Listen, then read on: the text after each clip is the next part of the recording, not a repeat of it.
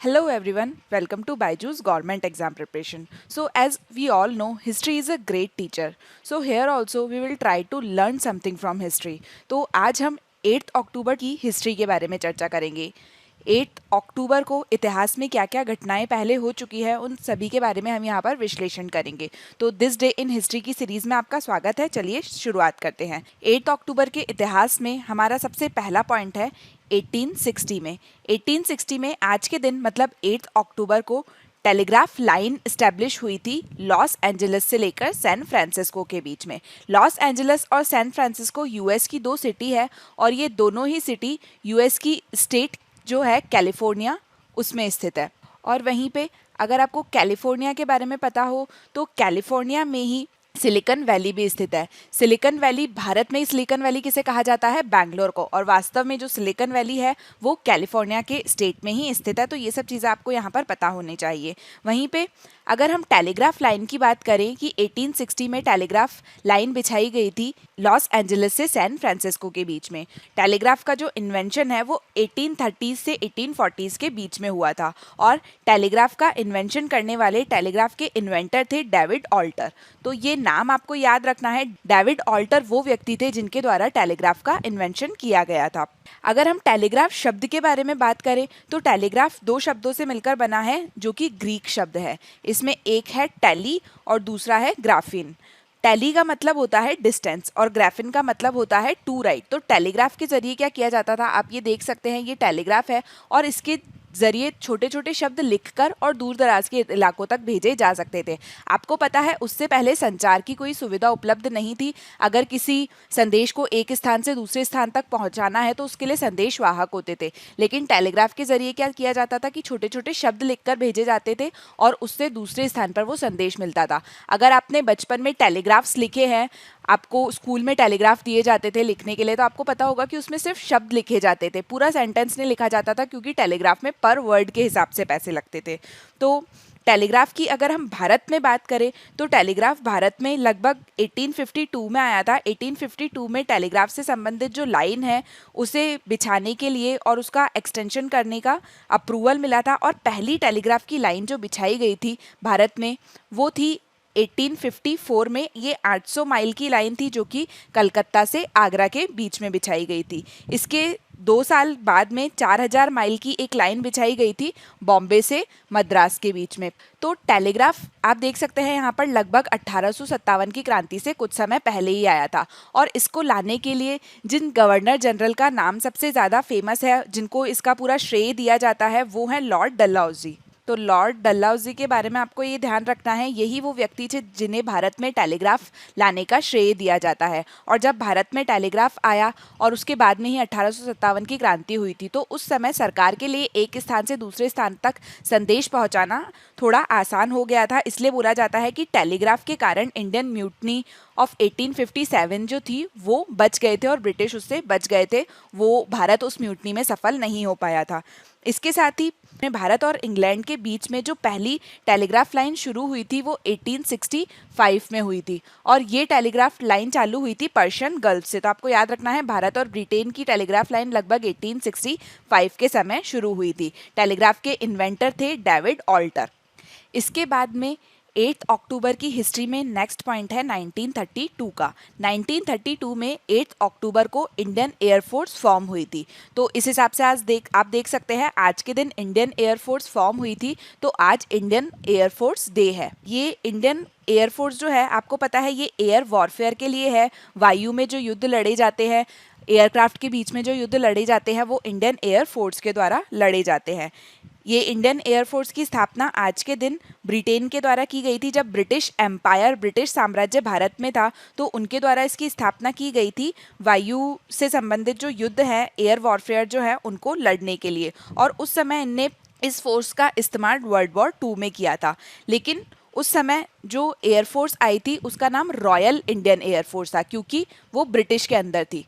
पहले आपको पता है भारत आज़ाद नहीं था तो भारत की खुद की सेना नहीं थी। पहले जो इंडियन एयरफोर्स थी वो ब्रिटिशर्स के द्वारा लाई गई थी 1932 में।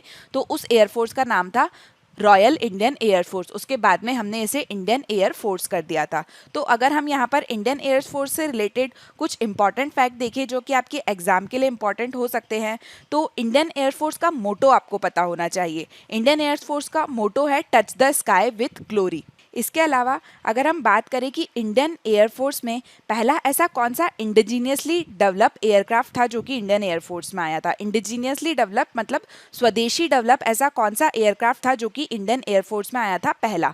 तो first indigenously developed Indian air force का एयरक्राफ्ट था HF-24 मैरुट। ये एक प्रकार का फाइटर बॉम्बर एयरक्राफ्ट था जो कि 1960s में डेवलप किया था। इसे डेवलप किया था हल ने, हिंदुस्तान एयरक्राफ्ट लिमिटेड हल ने इसे डेवलप किया था और इसे डिज़ाइन किया गया था कोट टैंक ने। ये फर्स्ट डेवलप्ड जेट एयरक्राफ्ट था और इसके साथ ही ये फर्स्ट एशियन जेट फाइटर था जिसने अपना टेस्ट फेज शुरू किया था और इसका प्रोडक्शन होना हुआ था। इसके अलावा इंडियन एयरफोर्स में केवल एक ही ऐसे व्यक्ति हैं जिन्हें परमवीर चक्र मिला हुआ है। परमवीर चक्र क्या है? परमवीर चक्र एक भारत की हाईएस्ट वॉर टाइम मेडल है और इंडियन एयरफोर्स में ये जो वॉर टाइम मेडल है, जो कि भारत का हाईएस्ट वॉर टाइम मेडल है, वो केवल एक ही व्यक्ति को मिला हुआ है और ये फर्स्ट और ओनली व्यक्ति है इंडियन एयरफोर्स के जिन्हें परमवीर चक्र मिला है। ये व्यक्ति है निर्मलजीत सिंह सेखौन। तो ये काफ़ी इंपॉर्टेंट है, ये आपको याद रखना है। इसके साथ ही पहली महिला कौन थी जो कि इंडियन एयरफोर्स की चीफ एयर स्टाफ बनी थी? तो वो थी सुब्रतो मुखर्जी। तो सुब्रतो मुखर्जी के बारे में आपको याद रखना है, ये पहली महिला थी जो कि इंडियन एयरफोर्स की चीफ ऑफ एयर स्टाफ बनी थी। इंडियन एयरफोर्स का हेडक्वार्टर है न्यू दिल्ली में और इसके अलावा इंडियन एयरफोर्स में 5 ऑपरेशनल कमांड है और इन 5 ऑपरेशनल कमांड के अलावा इंडियन एयरफोर्स में 2 एडिशनल कमांड है। एक है ट्रेनिंग कमांड और दूसरी है मेंटेनेंस कमांड। वहीं पे इंडियन एयरफोर्स में एक एनिमल के नाम पे फर्स्ट स्क्वाड्रन है, वो इंडियन एयरफोर्स का पहला स्क्वाड्रन था, उसका नाम है दी टाइगर। तो आपको याद रखना है इंडियन एयरफोर्स का जो पहला स्क्वाड्रन है वो है दी टाइगर और ये इंडियन एयरफोर्स का ओल्डेस्ट स्क्वाड्रन है जिसने अभी तक काफ़ी एयर सुपीरियोरिटी के लिए, स्ट्राइक्स के लिए और इलेक्ट्रॉनिक वॉरफेयर जो हुए हैं उसमें अपना रोल प्ले किया है। तो इंडियन एयरफोर्स के बारे में हमने काफ़ी इंपॉर्टेंट चीज़ यहाँ पर देखी। इसके बाद हम चलते हैं नेक्स्ट पॉइंट की तरफ, ये है मुंशी प्रेमचंद से संबंधित। तो आज के दिन मुंशी प्रेमचंद की मृत्यु हुई थी सन 1936 में। तो ये देख सकते हैं, ये है मुंशी प्रेमचंद। इनका जन्म हुआ था 1880 में और 1936 में आज के दिन इनकी मृत्यु हुई थी। इनका जन्म स्थान आपको पता होना चाहिए। इनका जन्म लम्ही ग्राम में हुआ था जो कि वाराणसी में है। वाराणसी कहाँ पर है? यूपी में। तो उत्तर प्रदेश के वाराणसी जिले के लमसी ग्राम में इनका जन्म हुआ था। इनके द्वारा काफ़ी उपन्यास लिखे गए थे, काफ़ी लेख लिखे गए थे। मुंशी प्रेमचंद जो है उन्हें अपने आधुनिक हिंदुस्तानी साहित्य के लिए एक प्रसिद्ध भारतीय लेखक माना जाता है। प्रेमचंद जो थे वो एक प्रगतिशील लेखक थे और ये बोला जाता है कि इनके हाथों में हिंदी साहित्य ने नई ऊंचाइयां हासिल की थी। इनके लेख में महत्वपूर्ण बात ये थी कि इन्होंने आम आदमियों की समस्याओं को उजागर किया था और समाज का एक जो दर्पण है वो अपने लेखों के जरिए दिखाया था। इनकी लेखों में ये कहा जाता है कि इन्होंने अपने लेखों में जो यथार्थवादी मुद्दे थे, जो एक्चुअल इश्यूज थे हमारी सोसाइटी के, उनको उठाया था। जिसमें आप सांप्रदायिकता के बारे में बात कर सकते हैं, गरीबी अर्थात पुअर्टी के बारे में इनने बात की थी, उपनिवेशवाद के बारे में इनने बात की थी, भ्रष्टाचार मतलब करप्शन के बारे में इनने बात की थी। इसके साथ ही इन्होंने कई लघु कथाएं लिखी थी और कई निबंध लिखे थे।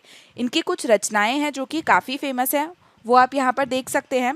एक गोदाम नाम की इनकी रचना है, ये इनका हिंदी का सबसे श्रेष्ठ उपन्यास माना जाता है। इसके अलावा पंच परमेश्वर, गबन, करम भूमि, मनोरमा, ये इनकी काफ़ी फेमस रचनाएं हैं।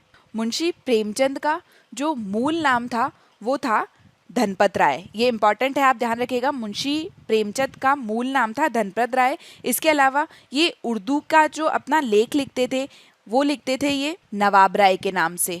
इन्होंने नवाब राय के नाम से काफ़ी लेख लिखे थे, लेकिन जब भारत ब्रिटिश शासन में था तो क्या हुआ था कि इनके लेखों का ब्रिटिश सरकार के द्वारा काफ़ी विरोध किया गया था। तो उसके बाद इन्होंने नवाब राय नाम को छोड़कर प्रेमचंद नाम से अपनी कविताएं, अपने जो लेख हैं, उपन्यास हैं, वो लिखने चालू कर दिए थे।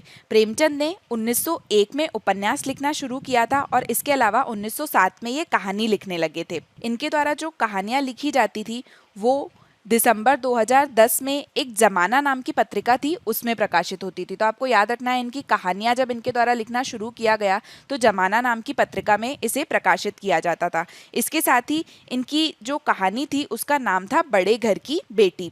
इसके साथ ही यहाँ पर आप देख सकते हैं इनकी कहानियों का एक विशाल संग्रह था जिसके 8 भाग थे, उसका नाम था मानसरोवर। ये फेमस है, इसका नाम आपसे पूछा जा सकता है कि मानसरोवर के लेखक कौन थे। तो ये कहानियों का एक विशाल संग्रह था जो कि प्रेमचंद के द्वारा लिखा गया था। इसमें लगभग 300 कहानियाँ थी। इसके साथ ही करबला, संग्राम, प्रेम की बेटी, ये इनके कुछ नाटक थे और कुछ विचार नाम से इनका एक निबंध प्रकाशित हुआ था।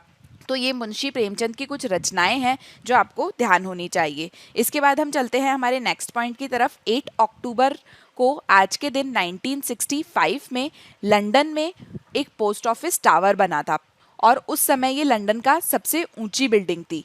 तो उस समय लंदन की सबसे ऊंची बिल्डिंग थी, ये आपको इतना ध्यान नहीं रखना है, आपको यहाँ पर लंदन के बारे में देखना है। लंदन के संबंध में पूछा जा सकता है कि लंदन शहर जो है वो कौन सी नदी के किनारे स्थित है। तो आपको पता होना चाहिए कि ये थेम्स नदी के किनारे बसा हुआ है। वहीं पे अभी के समय अगर हम विश्व की सबसे टॉलेस्ट बिल्डिंग, सबसे ऊंची बिल्डिंग की बात करें तो ये आपको पता ही होगा कि बुर्ज खलीफा जो है वो अभी के समय में विश्व की सबसे ऊंची बिल्डिंग है। इसकी ऊंचाई है लगभग 828 मीटर की। ये कहाँ पर स्थित है? दुबई में। दुबई कहाँ पर है? यूनाइटेड अरब एमिरेट अर्थात यूएई में, दुबई में ये बिल्डिंग स्थित है। वहीं पे अगर भारत की बात करें तो भारत की सबसे ऊंची बिल्डिंग है ये मुंबई में स्थित है और इस बिल्डिंग को बोला जाता है लोधा द पार्क 1।